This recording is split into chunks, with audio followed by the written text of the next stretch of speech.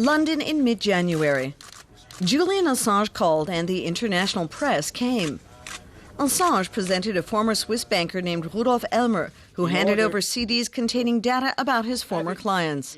Elmer hopes to expose them as tax evaders, with a little help from Wikileaks and its founder, Julian Assange. The first whistleblower letter I wrote. He's clearly a bona fide whistleblower, and therefore I feel, given the past involvement in the case, that we have some kind of duty to support him on that matter. Shortly afterwards, Elmer was arrested and remained in custody in Switzerland on suspicion of data theft. Daniel Domscheit-Berg, here on the right, when he was a WikiLeaks spokesman, wants to prevent this from recurring. He says his former boss, Julian Assange, is a paranoid megalomaniac. Domscheit-Berg hopes to go one better with his new internet platform, Openleaks.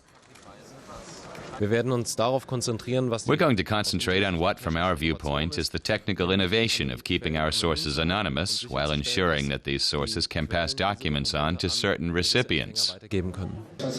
Away from the media spotlight, the people at the center of the controversy are attending their first conference.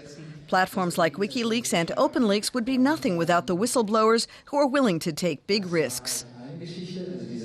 Guaranteed anonymity is rare for whistleblowers because they must always disclose information. Often that information reveals their identity.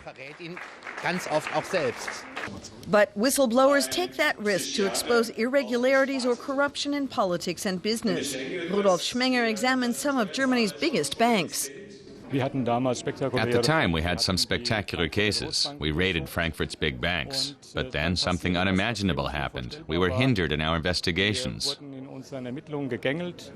The Frankfurt tax investigators were ordered off the case. Schmenger and his team refused to comply.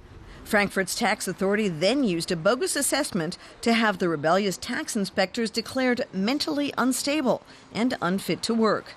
Schmenger chose to go public and tell his story. But unlike the common method for WikiLeaks sources, he did not take stolen data from his former workplace and expose it anonymously. I'm of the opinion that you should always show your face when doing this. We all have a face, and I'm not committing any offense in the traditional sense. Rather, I'm pointing out a situation which is important to society. Secrets revealed via WikiLeaks draw international attention.